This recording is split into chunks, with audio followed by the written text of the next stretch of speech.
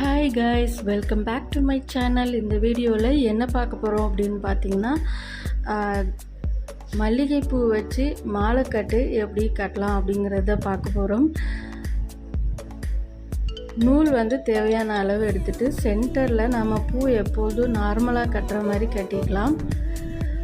அப்புறம் பார்த்திங்கன்னா, பூவை இந்த மாதிரி சென்டரில் வச்சு அந்த காம்பையும் சரி, அதுக்கப்புறம் வர இந்த நூலையுமே நம்ம எந்த அளவுக்கு டைட்டாக பிடிக்கிறோமோ அந்த அளவுக்கு பூ கீழே உதிராமல் நீட்டாக வரும்.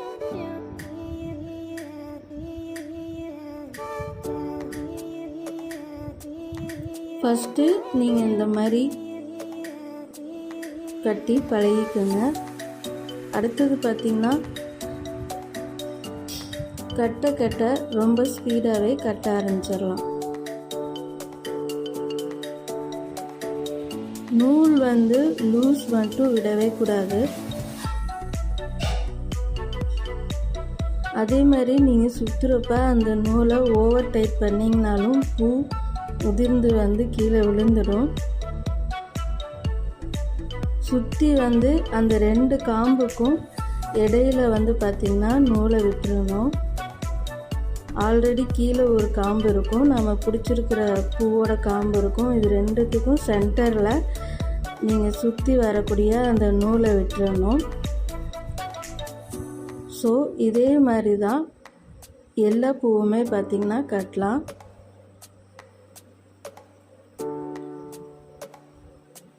இந்த மாலை ரெடி பண்ணுறது பார்த்திங்கன்னா நம்மளோட க்ரியேட்டிவிட்டி தான்.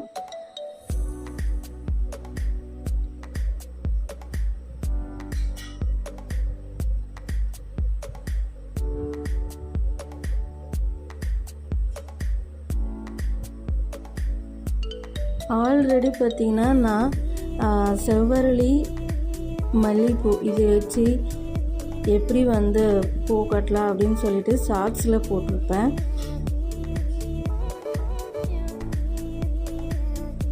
இப்போ பார்த்திங்கன்னா நவராத்திரி ஃபுல்லாக பார்த்திங்கன்னா இந்த பூவோட விலையுமே அதிகமாக தான் இருக்கும்.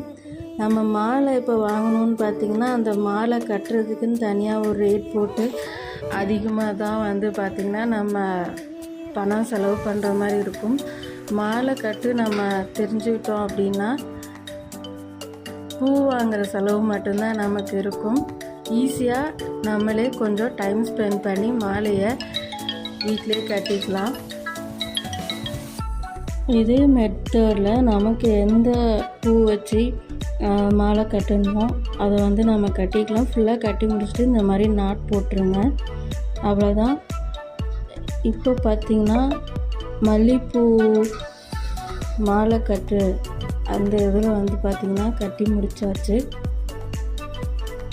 ரொம்ப நெருக்கமாக இருக்கும், நல்லாயிருக்கும். ட்ரை பண்ணி பார்த்துட்டு எப்படி இருந்ததுன்னு கமெண்ட் பண்ணுங்கள்.